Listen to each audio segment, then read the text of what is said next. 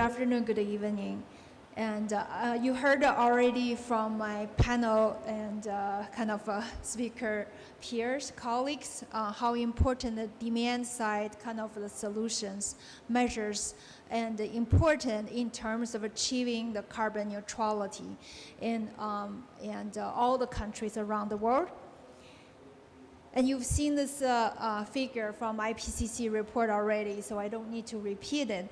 What I do want to call attention to is when we come to large conferences and like this, and we hear a lot from the governments and the private sector, everybody, and about energy transition, and also the roles of for example, renewable energy, or hydrogen, or CCS. And a lot of these technologies are on the supply and side, and we have mentioned the importance of the demand-side solutions. The notions that these are low-hanging fruits, they're already being captured. In reality, they're not. If we look at really the penetration rate and of many of these demand-side technologies, including what Joyshri just mentioned, the thermostat, the penetration rate is very low. How many of those energy-efficient appliances and are in the market, particularly in the developing countries, cooling, lighting, and there's still a lot of potential we have yet to realize. At the same time, a lot of these demand-side solutions also need innovation. When we talk about the innovation, we often just talk about these exciting new breakthrough technologies. But there are a lot of innovation in the last 5-10 years. And on the demand side, that's really worth noting.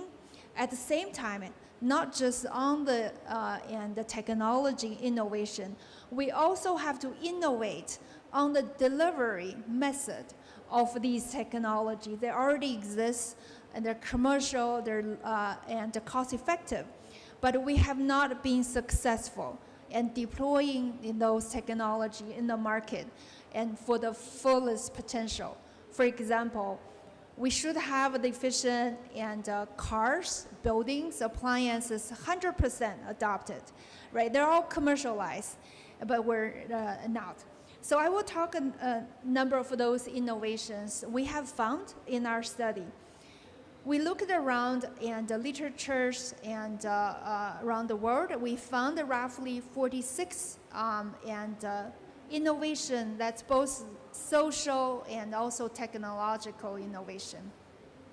And we found these measures, some in transport, some in building, the industry. So here's the table shows a list of those.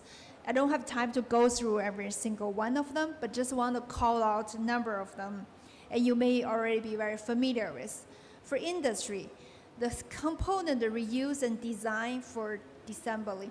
And so here's an example of reusing modular component for new construction projects, and also utilizing the waste from these concrete and other materials. For example, the 68% of concrete use, that could be saved. We just saw technology, very interesting, exciting, in the Japan Pavilion this afternoon. And I talk about using these recycled concrete and to reduce emissions. And also, it can reduce some of the costs as well, but there are barriers to adoption. Some other example include e-commerce, and which we all know, during the pandemic, and also served very important roles. The studies from around the world estimated potential 50% to 90% reduction, and in terms of distance traveled for these shopping, and then also 18 to 80% potential reduction in GG emissions. Similarly, telecommute, and so this is also a new way of working, and even today, about 25% of American workforce and still work remotely, and this is significantly higher than was like before the pandemic. And however, at the same time, we don't quite yet fully understand the emission reduction potential of these innovations because they're new, they're just emerging. But we did find that 26 out of 39 studies support the result of the energy reduction from the telecommute by as much as 77%, which is quite large. Another example, this is a new delivery method. We have been deploying, for example, efficient envelopes, windows, and appliances. It's not being very efficient. Installing it by building, house by house, is so slow. We will not be able to reach our carbon neutrality target if that's the speed and the scale we can reach. So the new delivery method is needed. And here we call on the example of prefabricated building method. And then when we manufacture these components of building walls, and including insulation, windows, air sealing, everything right, and then assemble on site, we can build a building in 2 weeks or a month. And so if we get these low emission building, including the low emission building materials, and then also deliver at that speed, and we can also lower the construction costs. And so that's another example. So I want to quickly show case study we've done for China. And I see Professor Joyshri showed the example of India about these energy efficiency and the demand reduction measures. So we look at all the efficiency and technologies and the fuel switching and also other structure changing industry, better urban planning, lifestyle. We found that there's still a potential in reducing emissions for buildings, for example, 50 to 60% potential. Industry, just using cement as an example, up to 20% reduction and could be achieved through the energy efficiency measures. And there are also similarly examples in other sectors.